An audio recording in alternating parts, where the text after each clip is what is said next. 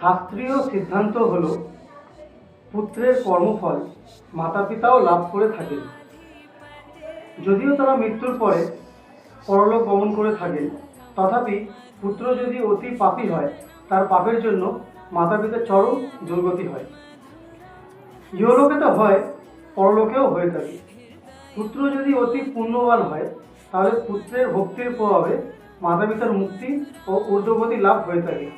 এর উত্তম দৃষ্টান্ত হল প্রহ্লাদ মহারাজ, যিনি নিজ ভক্তির দ্বারা নিজ মাতা পিতাকে উদ্ধার করেছিলেন। বিষয়টি একটি গল্পের মাধ্যমে আপনাদেরকে বলি। এক বৃক্ষে একটি কাক বসবাস করত।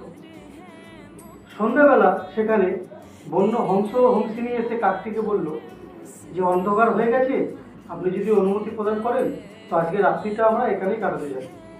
তো কাকটি সানন্দে অনুমতি প্রদান করল এবং তারা উভয়ে একই বৃক্ষডালে অবস্থান করতে লাগলো। কিন্তু কথায় আছে না, কাক চক্ষু বড়ই দুষ্ট। সাধারণত মনুষ্যের চক্ষুতে পাপ দৃষ্টি হওয়ার ফলে পরবর্তী জন্মে তাকে কাক হয়ে জন্মাতে হয়। তাই আমাদের একটা কথা স্মরণ রাখতে হবে যে ভগবান আমাদেরকে চক্ষু প্রদান করেছে কোনো পাপ কাজ করার জন্য না। কাকটি বারংবার কুদৃষ্টিতে হংসিনীর দিকে তাকিয়ে থাকে। হংসিনী দেখতে বড় সুন্দর ছিল।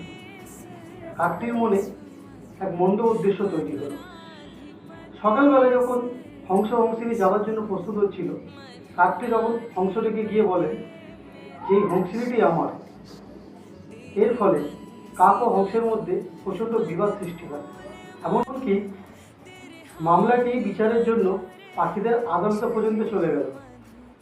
অন্যান্য পাখিরা বিচারের রায় শ্রবণের জন্য অপেক্ষা করতে লাগলো, কিন্তু কাক হলো বড়ই চতুর প্রাণী। বিচারের রায়ের একদিন পূর্বে কাকটি বিচারকের বাসায় গিয়ে বিচারককে বলল যে এই হংসিনীটি আমার। আপনি যদি এই রায় ঘোষণা করেন তাহলে আমি আপনার কিছু স্বার্থসিদ্ধি করিয়ে দিতে পারি। আপনার মৃত পিতামাতা কোথায় আছে, কি করছে তা বলে দিতে পারি, এমনকি আপনাকেও সেখানে নিয়ে যেতে পারি। বলা হয় কাক হলো পিতৃদূত। মৃত পিতাকে কাক নাকি দেখতে পায়। তো বিচারকটি তার পিতামাতাকে দেখার জন্য বড়ই আগ্রহী হয়ে উঠল এবং লোভের বশীভূত হয়ে রায় ঘোষণা করল যে এই হংসিনীটি হলো কাকের। তারপর বিচারকটি তার মৃত মাতা পিতাকে দেখার জন্য কাকটিকে বললে কাকটি বলল যে ওই যে দেখতে পাচ্ছেন দুটো পোকা, ওই দুটো পোকা হলো আপনার মাতা পিতা।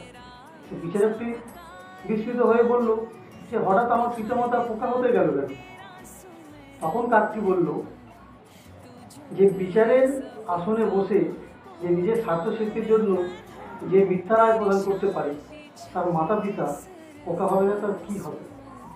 আপনিও পরের জন্মে এই পোকা হয়ে জন্মগ্রহণ করবেন।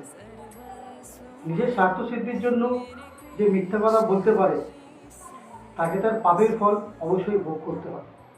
গল্পটি বলার উদ্দেশ্য হলো পুত্রের কর্মফল মাতা পিতাকে ভোগ করতে হয়। পাপী পুত্রের কর্মফলে মাতা পিতার চরম দুর্গতি হয় এবং পুণ্যবান পুত্রের কর্মফলে মাতা পিতার ঊর্ধ্বগতি হয়।